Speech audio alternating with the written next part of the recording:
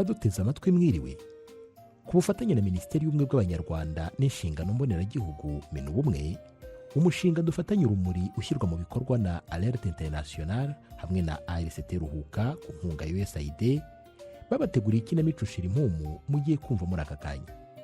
Nyuma ya Jenoside yakorewe Abatutsi mu Rwanda, ubumwe, ubwiyunge n'ubudaheranwa n'inzira Abanyarwanda bahisemo kugira ngo bagere ku mahoro n'amajyambere arambye. Ibi bigashimagirwa n'itegeko nshinga rya Repubulika y'u Rwanda. Mu rugendo Abanyarwanda bamazemo imyaka 30, ubumwe bwabo bugeze ku rwego rushimishije. Nubwo twishimiye intambwe imaze guterwa muri urwo rwego, ariko haracyagaragara inzitizi zitandukanye zibangamiye ubumwe, ubwiyunge n'ubudaheranwa. Mu rwego rwo gushakira ibisubizo izo nzitizi, hateguwe ikinamico Shirimpumu igamije kwimakaza ubumwe n'imibanire myiza by'Abanyarwanda.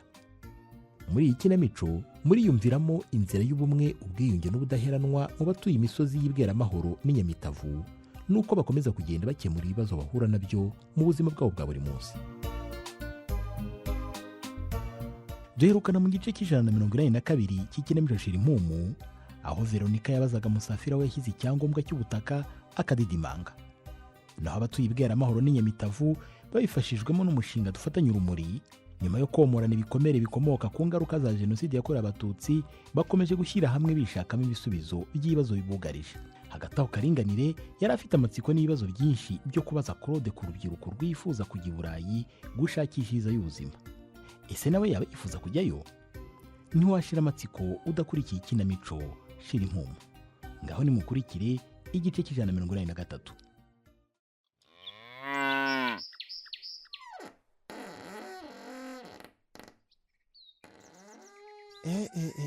Uko bwakeye, yewe niko ye.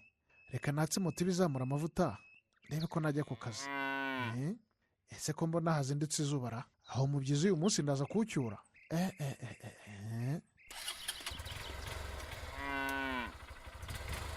Yewe, reka nanjye nkarabe vuba njye mu kazi. Ariko ejo mu gitondo waruhuka kabona uko nzajya mu nteko y'abaturage nimugoroba ameze neza. Iriya nteko ntago nayiburamo, kandi ngomba gutanga ibitekerezo no kuganiriza abantu bakomeje kwinangira bakanga kugira uruhare muri kiriya gikorwa tugiye gukora cyo kwagura umuhanda ugera ku gishanga. Ubu se koko bashimishijwe nuko imodoka ziza gufata umusaruro zizajya zisajya zigahera mu nzira.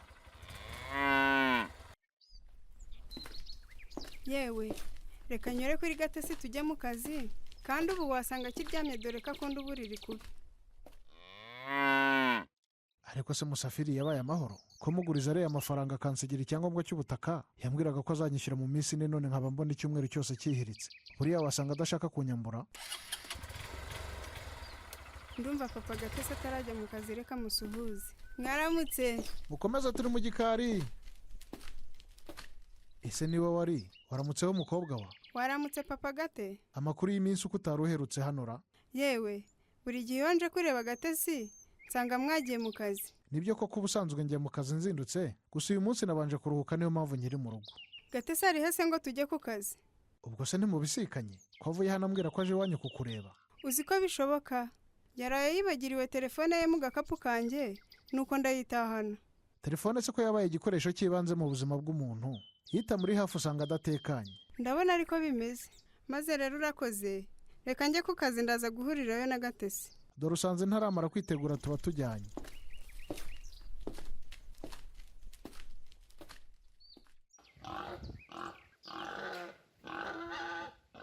Mama, wabonye ko ingurube zanjye zimaze gukura?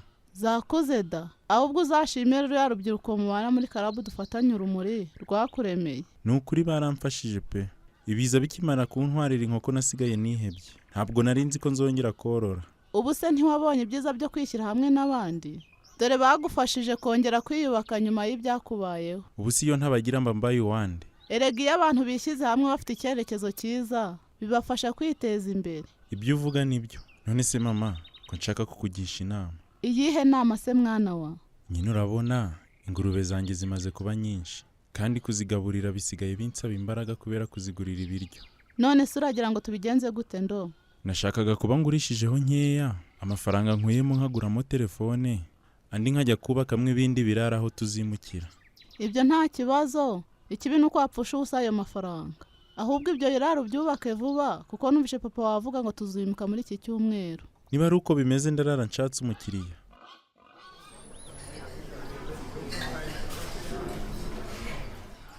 wiriwe zawa. Yego, ese konje yararangiye ko wagarutse mu kazi? Imaze icyumweru irangiye da, ntabwo waherukaga kurira hano. Wahura n'ikiro, ko maze iminsi mfite akazi kenshi. Andi makuru se? Amakuru ni meza, aho sinzindutsera ubu byahiye. Ibya nyuma bigiye kuboneka zawa, size bagiye gukaranga imboga. Nubwo mfite inzara ndategereza nta kibazo. Haryaro, yasabukuru ya Simba ikangwa, ntizaba muri uku kwezi? Yego ni muri uku kwezi, ahubwo ndaza gushaka akanya uzamfashe kuyitegura. Uzashaka umwanya ari nimugoroba urangije akazi, uze tubinoze. Niko bimeze rwose, nzaza kukureba. Zawa, ndabona amafunguro yose amaze kuboneka, watambuka ukarura. Aka gasahane ko mbona ari gato ndahagara, cyangwa nzazana isahane yanjye nkunda kuriraho mu rugo ariyo muzajya munyaruriraho. Ubwo si yo sahane ingana iki Zawa? Ni isahane nyine kuyo umukozi nkanjye. Erega mba nakoze, uko ndya niko nkora. Shaza yo sahane inteye amatsiko. Subwo ni isahane cyangwa ni isorori? Aha, reka nirire nkwihorere wa mukobwa we. Ku buzima bwacu Simbika. Urakoze Kimo, rwose twaherukaga gusangira kera. Nibyo yarashize iminsi akazi karamiranye rwose. Ariko menya akazi ufite muri iyi minsi kubona uruhushya rwo gutarabuka bitoroshye. Mfite umukoresha utanyemera gutarabuka. None se amakuru y'iminsi? Amakuru ni meza rwose n'imyaka ireze. Ubu rero nanze ko nzasubira mu kazi tutaganiriye, dore hari haciyeho n'iminsi myinshi. Kuganira byari bikenewe dore twaraburanye. Ahubwo ejo nanyuze kuri ya nzu yawe mbona igiye kuzura. Wahora n'iki ko yanyahagije Simbika? Gusa hari ibiburaho, ariko tugiye kuba tuyimukiyemo ibindi tuzabikora tuyirimo. Gira wimuke rwose uzuturane na Foromina. Aha, Foromina we wimuvuga rwose ntacyo namunganya. Ni ukuri dore wagize amahirwe guha ikibanza cyo kubakamo ngo uve mu manegeka. Urabivuga se urabizi Simbika? Iyo nibutse ko ndi mu bashenye inzu ye nkangiza n'imitungo ye muri jenoside yakorewe Abatutsi, numva afite ikimwaro pe. Wahora n'iki Kimo? Ugira ngo Foromina yatadusonera kwishyurira imitungo ye twangije muri jenoside yakorewe Abatutsi, na nubu abenshi ntituba tukishyura. Gusa kiriya kibanza yaguhaye ni ikimenyetso kigaragaza intambwe nziza twagezeho mu gushimangira ubumwe n'ubwiyunge tubifashijwemo n'umushinga dufatanye urumuri. Ni ukuri ukwiye kuzamukurira ubwatsi pe. Reka mbanze nimuke rwose nzamushimira. Ese ubundi Simbika, ya gahunda twapangaga kujya kumusura igeze? Ubu turacyari mu minsi 100 yo kwibuka jenoside yakorewe Abatutsi. Ikindi kandi mu muryango hari imibiri yabonetse izashyingurwa mu cyubahiro. Urumva ko rero tugomba kumuba hafi. Noneho icyo gikorwa kindi cyo kujya kumushimira tukazagikora nyuma. Nta kibazo, tuzakomeza twibukiranye. Ubwo maze kugura agatelefone reka ngire mu rugo, ndebaho nanditse nimero za Alice Mutera Imitoma. Nizere ko ibyo Karinganire yambwiye ari byo, ko adakundana na Alice rwose twazapfa ubusa. Dore banteretanye Gatesi rwose ndebera ndabihorera, Alice rwose bamundekere. Sinzi igihe nsigaje ku isi, sinzi umubare w'inyenyeri, ariko hari ikintu kimwe nzi, 100% nuko ngukunda. Ese Gate, ko nta makuru uheruka kumpa, mugezeho mutegura ikirori? Ikihe kirori Sari? Warabyibagiwe se? Isabukuru y'amavuko ya papa wawe. Ariko nawe urahinda muko. Ntumbwire ko yarangiye simbimenye. Ntabwo iraba, ahubwo turimo kubitegura njye na Rose. Nizere ko muba muzatumira nanjye nzaba ndimo. Ubwo se urumva wahabura re? Wowe Karinganire na Zawadi muzadufasha. Ndumva bizaba bishyushye. Uwo se kandi ninde unyandikiye? Ariko ndabona bakoherereje udutima. Cyangwa ni shere wawe Karinganire? Ntabwo ari we pe. Ndabona iyi nimero ntayizi. Ubu si uyu muntu ntiyibeshyera? Ndabona ariko hari n'ubutumwa yanditse, reka dusome twumve Gate. Reka ngusomere wowe usoma urandaga. Kuba umutima wanjye ukunda kandi wihebeye ibihe byose. Umbabarire nakoze ikosa, ndagukunda sinabikubwira. Gusa nsanzuye ari wo mwanya mwiza wo kubivuga. Nuko ye. Koro, reka turebe hano twicara nkwereke bimwe nakubwiraga, cyagiye abakiriya barandogoye. Reka turebe ahantu hatuje, ndumva hano mu gasatire barimo gusakuza.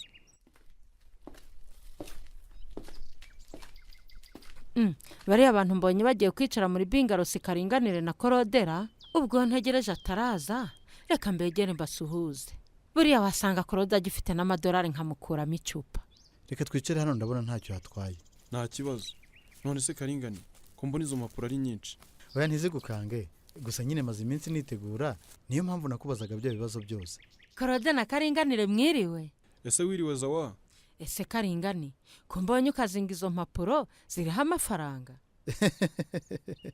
ariko Zawadi rwose n'amafaranga rwarahize. none se nicare mbe mbaganiriza? urumva twaguheza Zawa nta kibazo rwose urisanga, gusa usanze hari akadosiye tugiye kuganiraho, uduhaye akanya gato mu kanya turakubwira uze tumene habiri. ahubwo bwira uriya museriveri abaguhaye agacupa nidusoza turakubwira Zawa. nta kibazo murakoze, reka mbe ngasoma mu kanya ndaza kubareba. nta kibazo Zawadi we. reka rero mbe mbaretse mube mubinoza. ngaho uzane izo mpapuro turebe Karingani. ugira ngo se sinari nazizinze kugira ngo Zawadi atamenya ibyo turimo. ndabona wari watangiye gushakisha ibyangombwa byo kujya hanze. burya niyo mpamvu nari natangiye kukubaza ibibazo byinshi. hari umuntu wanyemereye kuzabona ibyangombwa byose nkeneye, yanambwiye ko rwose ningira azamfasha kubona akazi keza. ubwo se yakubwiye akazi kameze gate Karingani? yambwiye ko kazajya kampemba ibihumbi 10 by'amadolari ku kwezi. uwo muntu uramwizeye koko? niyo mpamvu nkwitabaje nk'umuntu w'i Burayi. none se ajya kugufasha hari amafaranga yakwatse? urumva se byabura? ntumbwire ko hari ayo wamaze kumuha. oya nayo nari namuha, ndacyarimo kuyashakisha. ku ikubitiro yambwiye ko nzaba muhaye 1,5 reka rero ngo ngire inama Karingani, ibyo bintu birasaba gushishoza, kuko hari abantu benshi abatekamitwe bagiye bacuruza udufaranga twabo barabasezeranije kubajyana i Burayi bikarangira bitabaye. cyakoze ibyo bintu nanjye narabiketse. bisaba ubushishozi. ikindi nanone gikomeye ni ukumenya ngo ugiye i Burayi gukora iki. kandi nkubwira ko uyu muntu yanyemereye kunshakira akazi gahemba ibihumbi 10 by'amadolari buri kwezi. ariko nawe ushyira mu gaciro. ubwo koko urumva wahita ugera i Burayi ugahita ubona akazi gahemba amafaranga angana uko?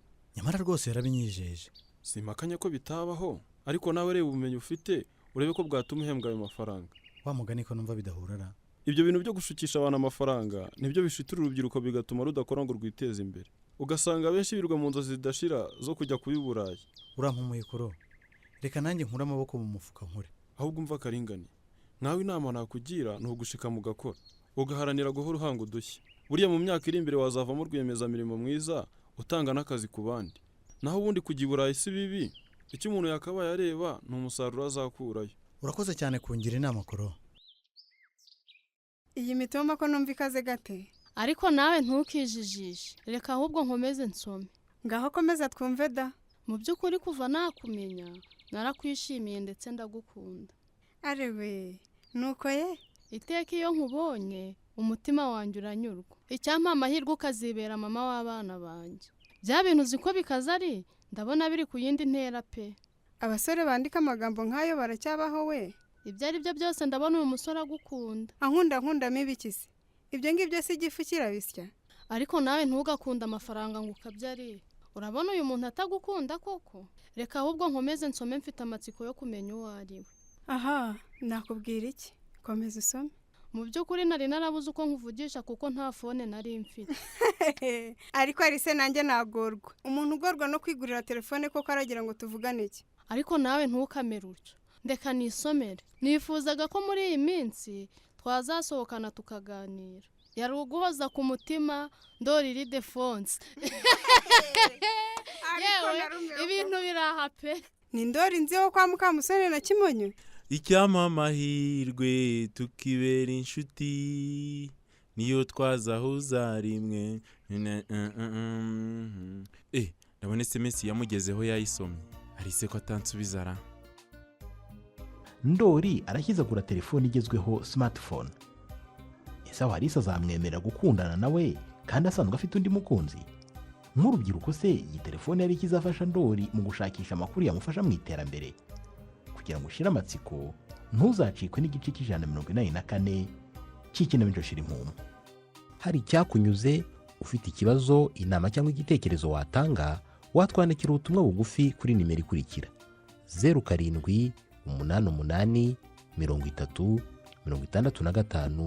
0788306539 cyangwa se ukohereza ubutumwa bugufi kuri email ikurikira shirimpumu2020@yahoo.com. mushobora kandi no kudusura ku rubuga rwacu rwa YouTube ikinamico Shirimpumu, mukaba mwabasha kumva ikinamico zose zatambutse. ikinamico Shirimpumu itambuka kuri radiyo Rwanda buri wa kane saa 12:45 mbere y'amakuru y'ikinyarwanda.